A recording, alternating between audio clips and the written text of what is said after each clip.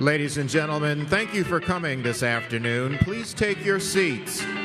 The program will begin shortly.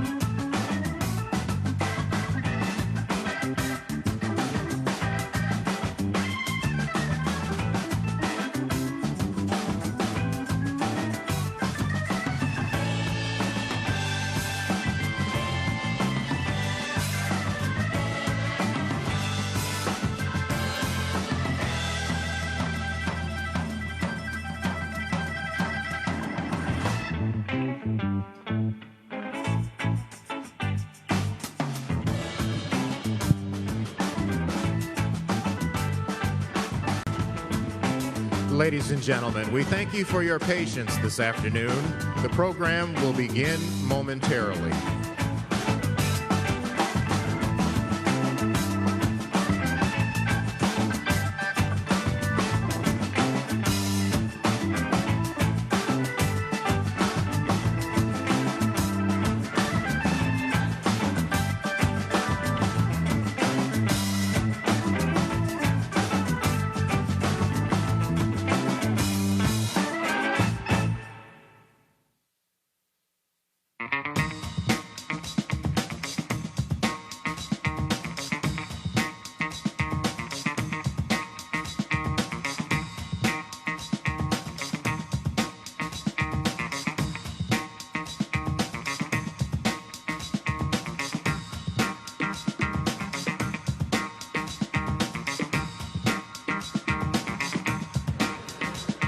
Ladies and gentlemen, please take your seats.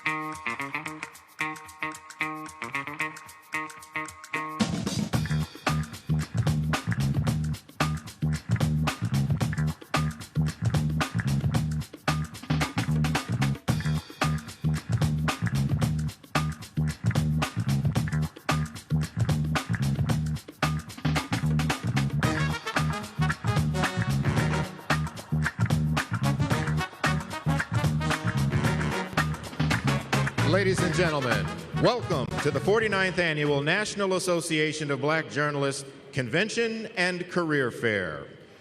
We are about to begin a conversation with former President Donald Trump.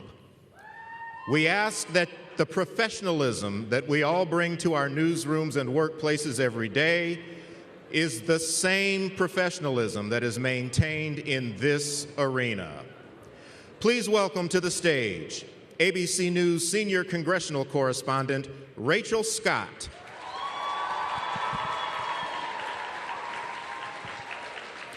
Semaphore political reporter Kadia Goba.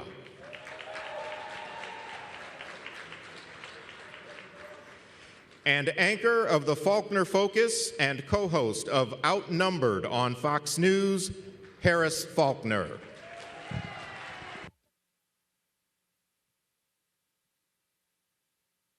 NABJ.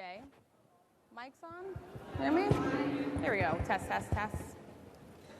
Good afternoon, NABJ, and welcome to a conversation with former President Donald Trump. This discussion continues a decades-long tradition during election years of inviting journalists to discuss the policies and their impact with the candidates who are running for president, and the impact of those policies, especially in Black communities. Former Presidents George W. Bush, Barack Obama, and Bill Clinton have attended the NABJ conventions either as presidents or as presidential candidates in past years.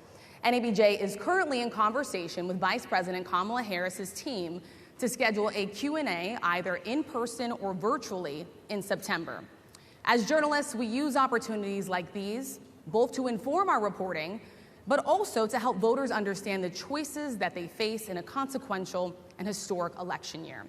NABJ has partnered with PolitiFact to fact-check this conversation in real time. You can access that feed on social media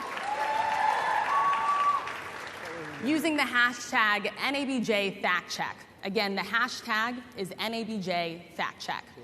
We have a lot to get to, and we do not want to waste any time, so let's bring out the former President of the United States, the Republican nominee for President, former President Donald Trump.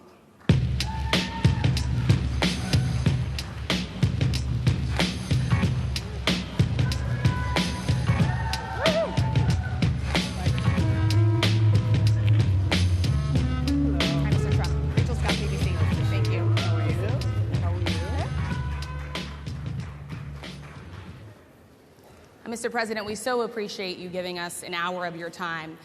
I want to start by addressing the elephant in the room, sir. A lot of people did not think it was appropriate for you to be here today. You have pushed false claims about some of your rivals, from Nikki Haley to former President Barack Obama, saying that they were not born in the United States, which is not true. You have told 4 congresswomen of color who were American citizens to go back to where they came from. You have used words like animal and rabid to describe black district attorneys. You've attacked black journalists, calling them a loser, saying the questions that they ask are, quote, stupid and racist. You've had dinner with a white supremacist at your Mar-a-Lago resort. So my question, sir, now that you are asking black supporters to vote for you, why should black voters trust you after you have used language like that? Well, first of all, I don't think I've ever been asked a question so in such a horrible manner. First question. You don't even say, hello, how are you? Are you with ABC? Because I think they're a fake news network, a terrible network. And I think it's disgraceful that I came here in good spirit.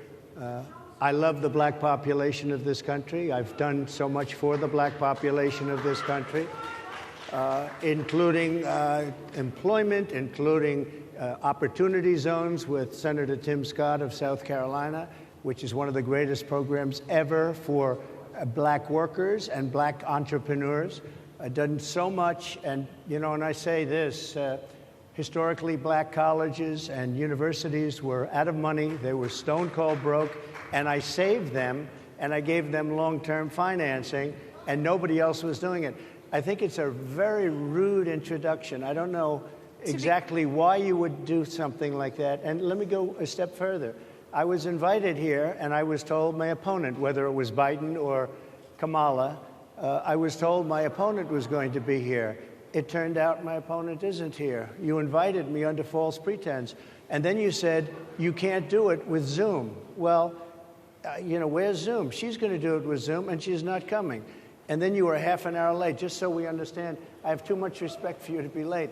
They couldn't get their equipment working or something was wrong. Mr. President, I would love if you can answer the question on your rhetoric and why you believe that black voters should trust you with another 4 years. I have been the best president for the black population since Abraham Lincoln. That's my answer. Better than President Johnson, who signed the Voting Rights Act? And for you to start off a question and answer period, especially when you're 35 minutes late because you couldn't get your equipment to work, in such a hostile manner, I think it's a disgrace. Let me just ask a follow-up, sir, and then we'll move on to other questions here. Some of your own supporters, including Republicans on Capitol Hill, have labeled Vice President Kamala Harris, who is the first black and Asian American woman to serve as vice president and be on a major party ticket, as a DEI hire. Is that acceptable language to you? And will you tell those Republicans and those supporters to stop it? How do you define DEI? Go ahead. How do you define diversity, equity, inclusion? Okay, yeah, go ahead. Is that what your definition? Give me a definition the then. Would you give me a definition DEI. of that? Give me a definition of Sir, that. I'm asking you a question, a very direct question. Define it for me, if you would. I just defined it, sir. Do you believe that Vice President Kamala Harris is only on the ticket because she is a black woman? Well, I can say, no, I think it's maybe a little bit different. So I've known her a long time indirectly, not directly very much. And she was always of Indian heritage, and she was only promoting Indian heritage. I didn't know she was black until a number of years ago when she happened to turn black, and now she wants to be known as black. So I don't know, is she Indian or is she black? She has always identified as a black woman. She went to a historically black college. I respect either one, but she obviously doesn't, because she was Indian all the way, and then all of a sudden she made a turn, and she became a black person. Just to be clear, sir, do you believe that I think she is somebody should look into that too when you continue in a very hostile, nasty tone. It's a direct question, sir. Do you believe that Vice President Kamala Harris is a DEI hire, as some Republicans really don't have know. said? I mean, I really don't know. Could be. There are some, and there are plenty. I know this lady right over there, Harris, is a fantastic person who just interviewed me at length. And we had a great interview, I think, and I heard you got very good ratings on that Well, interview. you told me it was the longest one of your life, so we had a good discussion. Look, I want to talk about why you're here today. I mean, it is not lost on us how divided we are as a country. And as you were coming today, we really got to see that we are divided along the lines of race, along the lines of gender. And there is this question of, in this moment where we are, why come here? What is your message today? My message is to stop people from invading our country that are taking, frankly, a lot of problems with it. But one of the big problems, and a lot of the journalists in this room I know and I have great respect for, a lot of the journalists in this room are black. I will tell you that coming from the border are millions and millions of people that happen to be taking black jobs. You had the best. What exactly is a black job, sir? A black job is anybody that has a job. That's what it is. Anybody that has a job. All right. And Mr. they're taking the employment away from black people. They're coming in, they're invading. It's an invasion of millions of people, probably 15, 16, 17 million people. I have a feeling it's much more than that. And everybody's been seeing what's happened. The first group of people, the black population, is affected most by that. And Kamala is allowing it to happen. She's the border czar. She's the worst border czar in the history of the world. There's never been a border czar like this. She's never even essentially been. She said she was there once, but not the right part of the border. So she was a border czar. She's done a horrible job. These people are coming into our country, and they're taking black jobs and Hispanic jobs, and frankly, they're taking union jobs. Unions are being very badly affected by all of the millions of people that are pouring into our country. And one thing, as we discussed, many of these people are coming in from mental institutions, from prisons, from jails. They're gang members in other countries. Other countries are setting loose their prisoners. They're opening up their prisons and their mental institutions, and they're taking their bad people, drug dealers, gang members, and they're bringing them into the United States. And by the way, their crime rate is going down, and our crime rate is going to be a disaster. Mr. President, I want to get into how you address some of the issues with black communities. And I say that plural because we live in communities of color that are different. We're not all the same. We don't vote the same. We don't think the same. True. It's not monolithic. So as you come here today, I want to talk about something that bursts. And this is the weight of the inflation on this country right now. The nonprofit Money Management International recently released data from its mid-year analysis that we have found a 52% rise in people who are seeking counseling for being in credit debt. They're paying for food that is sky high on their credit cards, and now they can't pay that off. The credit counseling nonprofit MMI, as I said, is saying now that they've seen surges that they haven't seen since we were in a pandemic of people in financial trouble. Much of that falls on the shoulders of single moms, single black moms, when you look statistically. Yeah. How do you turn it around? What's your plan for the black community when it comes to money? So, first of all, it's very hard to hear you for whatever reason because of the fact that they have bad equipment, because I guess, this woman was unable to get the right equipment. But it's very hard for me to hear you, but I can hear every other word. It's very difficult, actually. But so I don't know if they can fix it or do something with it, but I'll do the best I can with it. The inflation is absolutely destroying our middle class, our working class, virtually every class. Inflation is a disaster in our country. Inflation is a country buster. It breaks every country. And we had, in my opinion, the worst inflation we've had. They say it's 58 years, but I think it's much more than that. It's been devastating. And if you just take a look at a lot of things they don't include, like interest rates. Interest rates went from 2.4% to 10%, and you can't get the money.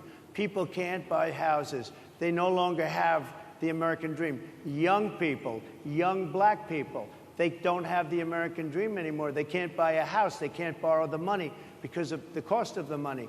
They can't buy because of the cost of housing, because of the cost to build it, because of inflation.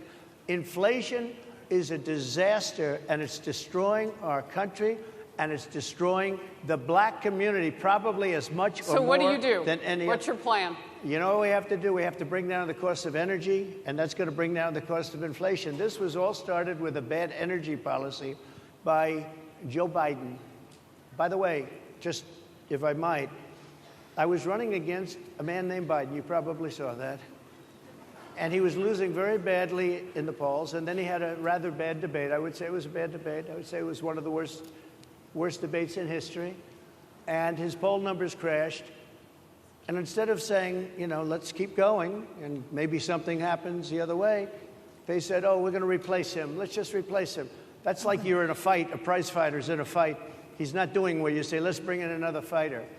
So our whole campaign was steered toward him, and now we have to steer toward him. But ultimately it's the same because they have bad policy. They have policies of open borders, unbelievable open borders, horrible energy policies. They want to get rid of, as you say, gasoline in cars. They want to get rid of oil. They want to get rid of efficient heating. Mr. President. Environmentally, what they're doing is killing our country. They're absolutely destroying our country. But the inflation is the thing that's hurting the black worker, the black population, and every other population within our country. Inflation is the worst it's been, I think, in over 100 years. And they'll fact check it. They'll say, it's only 58. Whatever it may be, they don't add all the numbers. They don't add the really bad numbers, and you can check that too. But inflation, Harris, is absolutely destroying this country and the people in our country. Yes, Mr. President, can I ask you another question Yes, that is also impacting black Americans? And that's very clear now. Good. I'm sorry? It's very clear. I hear you. Okay. So Sonia Massey, someone from Illinois, an unarmed black woman, was shot the other day in her home by a deputy sheriff. The deputy has since been charged with murder. You've said police would get immunity from prosecution if you win. Why should someone like that officer have immunity, in your opinion? Immunity? Immunity. I don't know the exact case, but I saw something, and it didn't look good to me. It didn't look good to me.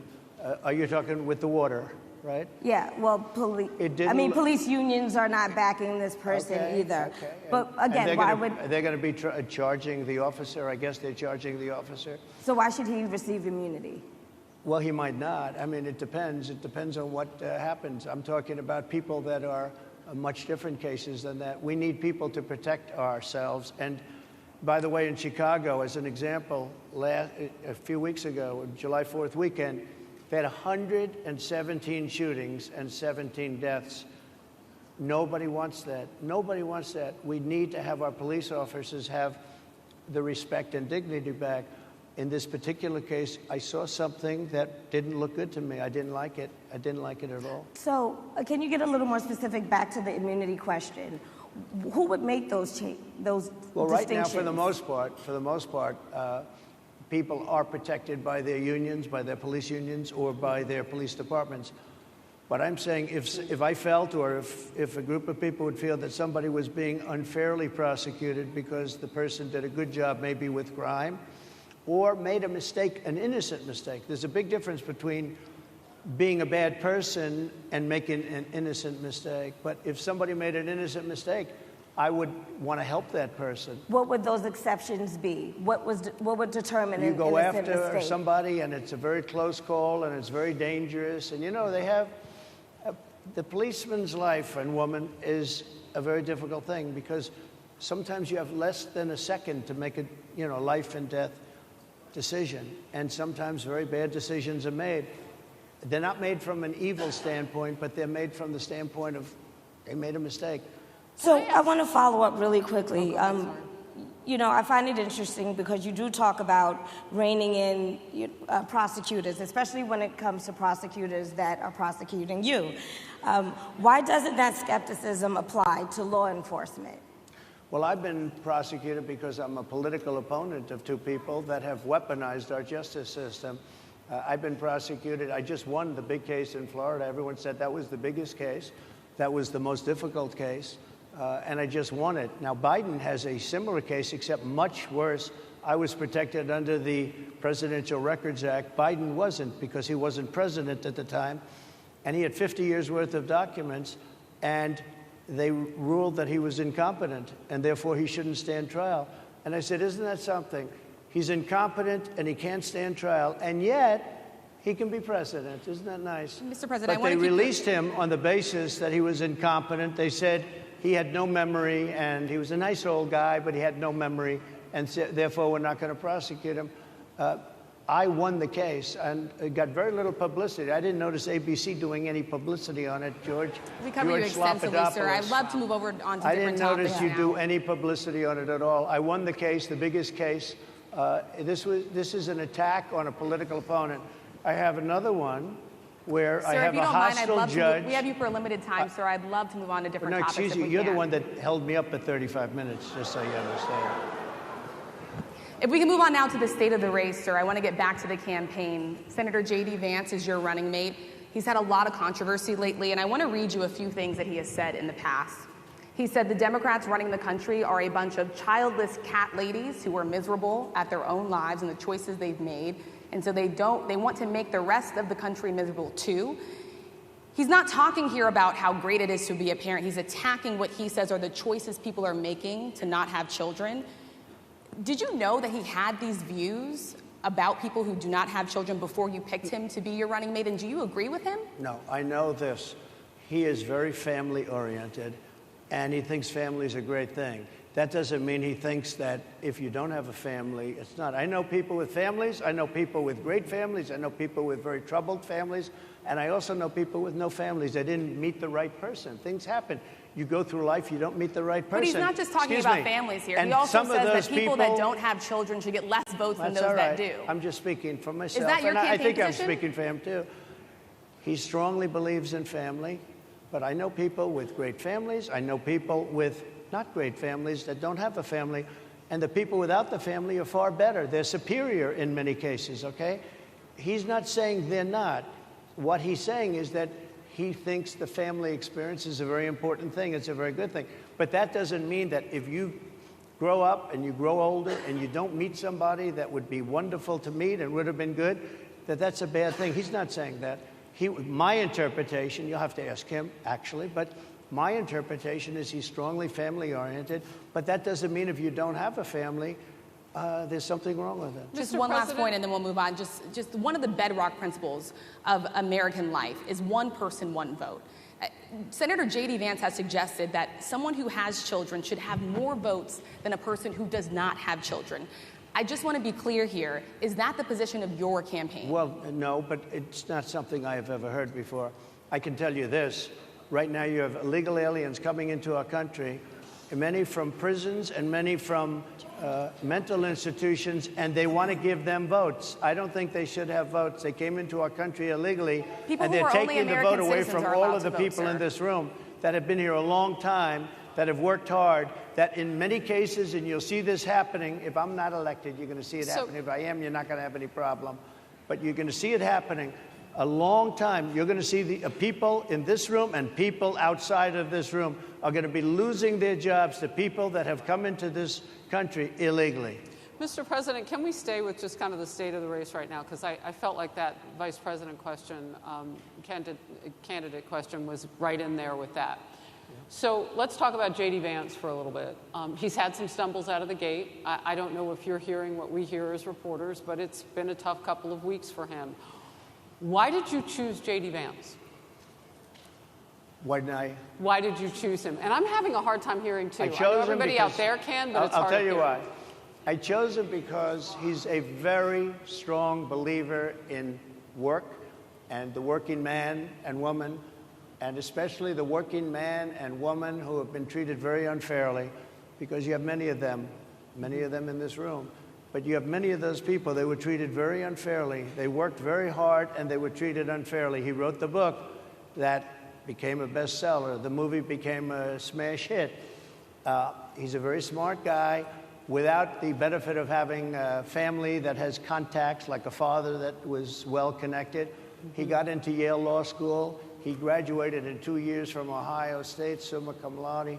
I mean, you take a look at, his career has been an amazing career. He started off at a level with a difficult family situation, very difficult, with the mother and the father and everything else. He ends up going to Yale Law School and was one of the top students, became the head of the Law Journal. I mean, that's an amazing thing. He's a 4-year, he was in the military with great distinction for 4 years, got out, went into business, became successful in business, very successful in business, actually. Did public offerings and other things. And I have to believe in that. I mean, he's somebody that was born in a rough situation. Most of the people know that situation because it was very well documented in his book.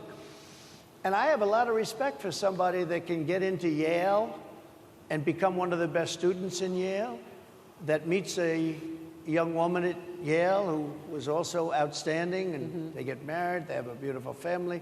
But he had he's made himself an amazing life. He then goes to Ohio, lives in Ohio, and he had my endorsement. That helped. But he wins the Senate. He becomes a United States Senator. So he's a United States Senator. And so, Harris, like I respect you for your success, I respect people for their success. The reason I asked the question is because the last time you and I sat and talked was the day that you were shot. We'd been together for much of that day. You left to go to Butler, Pennsylvania, and we didn't know what was next. Yeah. And 2 days after that... I cannot understand. Your microphone I know, is so it is really hard for me to understand it's just, you, too. I can understand you perfectly. Because she's closer. I can understand you. I'm happy to hear that, sir. But I can't really understand, Harris, I have a few more questions. because of the distance, and the mics are really in lousy shape, but I cannot understand Are you asking a question? what you're saying. So what I wanted to say was the last time we spoke, you said some words that were prophetic because I asked you who you wanted to choose for vice president. Yeah. And you said normally it really wouldn't matter what they would bring. You choose somebody that you think has a future, that sort of thing. But you said these words 3.5 hours before an attempted assassination on your life.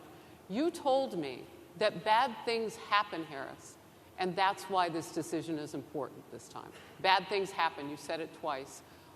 When you look at J.D. Vance, is he ready on day one? Does he what? Ready on day one, if he has to be. I've always had great respect for him, and for the other candidates too. But I will say this, and I think this is well documented. Historically, the vice president, in terms of the election, does not have any impact. I mean, virtually no impact.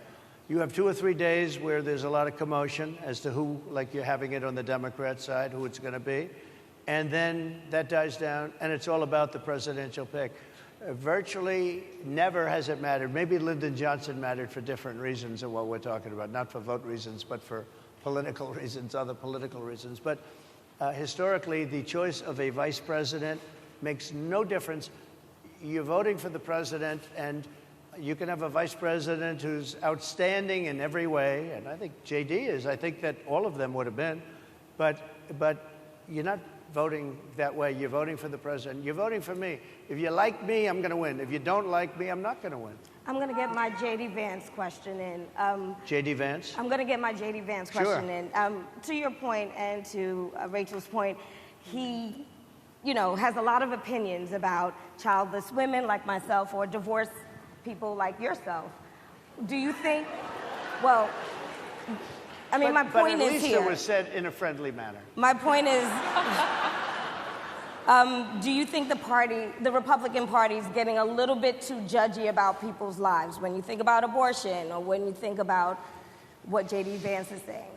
I don't think, look, I think that the Democrat Party is really the one that has the problem. I think they're radical on abortion because they're allowing abortion in the 9th month. They're allowing the But I death. think it's They're about allowing freedom, the right? death of a baby after the baby is born, based on Sir, the that governor is of illegal Virginia. in every state in the That's country. Based on the governor of Virginia, Executing a they're baby in allowing the every death state of the in the country baby is illegal. after it's born. It's a They're crime. allowing abortions in the 8th and 9th month. of Well, Democrats pregnancy. have denied I think they're right.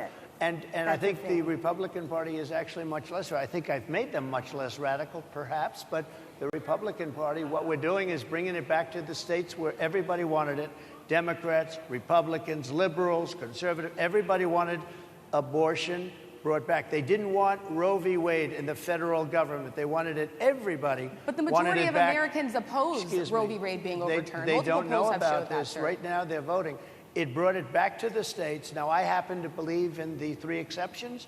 Ronald Reagan believed with rape, incest, life of the mother.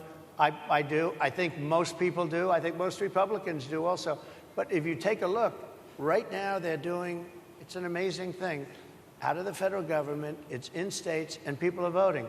And I will say, Ohio is, let's call it a more liberal version, has been approved. Kansas, the same thing, a little bit surprising to a lot of people. But the people are now voting. And it's taking this issue that's been going on for 52 years and has torn our country apart, and it's giving it to the people to vote on. And they're voting. And many states have already voted. Others are in the process of voting. And it's bringing it back to the people and a vote of the people. And it's not at all radical. And again, you have to follow your heart. I happen to believe in the 3 exceptions. Most people believe in the 3 exceptions. Most Republicans believe in the exceptions. But they don't want to see an abortion in the 9th month or the 8th month. Almost everybody agrees to that. And they certainly don't want to see, in the case of the governor of Virginia, the former governor, I might add, who said, we set the baby aside and then we decide what to do. Meaning, what do? We execute the baby. That's a radical, horrible position. And some people want that. I don't want it. Most people don't. Thank you. Can I just pivot really quickly to another question about, you brought up health, Harris. You're an active man. We see you golfing all the time. But if you win, you'll still be president at 82, which is older than Biden is right now. But not mentally. Look, mentally. Here's the question. He's shot. But most people, I know many people in their 80s and their 90s that are in great shape. Some of our greatest leaders. You look at throughout the world history, the greatest leaders, some of the greatest leaders in the world were in their 80s. But here's the question. Would you consider stepping down if you felt that your health was declining? Or would you? Oh, absolutely. And who would I think I'd know. How would you make that decision? I think I'd know. Look, if I came onto a stage like this and I got treated so rudely as this woman treated me. Oh, my goodness. And I'm fine with it because she was very rude, sir. Very rude. That wasn't a question. She didn't ask me a question. She gave a statement. That wasn't a question. I repeated your statement, sir, actually. You said you would. You would Oh, make that absolutely. decision If to I step thought down. that I was failing in some way, I want people to be sharp. I'll go a step further. I want anybody running for president to take an aptitude test, to take a cognitive test. I think it's a great idea. And I took 2 of them and I aced them. Well, I took 2 of them. But let me ask you. I would like to have people running for president, and I don't mean because they're 75 or 85. I think anybody running, I'd like to do it. People say it's not constitutional. I would like to have something passed where you can do it. I think we should know. I mean, I've watched what's happened in the last couple of years under this gentleman, and our country is a mess. We have inflation. We have the millions of people falling in. We have Afghanistan, which was the worst, most embarrassing moment in the history of our country. What he has done to our country, and her too, what they've done to our country, she has been a horrible vice president. She's considered the worst vice president in the history of our country. Don't mean to interrupt you, but would you consider taking the cognitive test? Mr. President. I would love to and do make it. it public. Well, I've already taken 2 of them, but I'll do it again. Mr. President, how do you intend to... I suggested, Harris, that let's take one. I said, Joe and I will go and take a cognitive test. Now, I'd do it with her, too. I would do it with her also. You know what? She failed her law exam. She didn't pass her law exam, so maybe she wouldn't pass the cognitive test. Mr. President, Are you saying she wouldn't pass? Just to be clear, I'm just giving you the facts. To be clear, you don't think I'm Harris just would how do pass? you giving the intend, facts. She and didn't look, pass her bar exam, and she didn't think she would pass it, and she didn't think she was going to ever pass it. And I don't know what happened. Maybe she passed it. She did pass it. There's a man over here. I think he must work for Mr. her. President, I would love to ask you about January 6th. You've called yourself the candidate of law and order. Yeah. When Time Magazine asked you if you would consider pardoning all the rioters, you said, yes, absolutely. Sure. You called them patriots. 140 police officers were assaulted that day. Their injuries included broken bones, at least one officer lost an eye, one had 2 cracked ribs, 2 smashed spinal discs, another had a stroke. Were the people who assaulted those 140 officers, including those I just mentioned, patriots who deserve pardons? Well, let me bring it back to modern day. Like about 5 days ago, we had an attack on the Capitol, a horrible attack on the Capitol. You saw the people that were protesting and spraying these incredible monuments, bells, lions, all these magnificent limestone and granite with red paint, red spray paint, that will never actually come off, especially in the limestone. It will never, I'm a builder, I know about this stuff. It'll never, you'll see it in 100 years from now. They viciously attacked our government. They fought with police. They fought with them much more openly than I saw on January 6th. What's going to happen to those people? What's going to happen to the people in Portland that destroyed that city? But, sir, my question is on those. What's going to happen to the people that tried to burn rioters who assaulted officers. You have to would ask, you pardon what's those going to people? happen? Oh, absolutely, I would. You If would they're pardon innocent, those? If they're innocent, I would pardon them. They've been convicted. And by the way, the Supreme Court just well, they were convicted by a very tough system.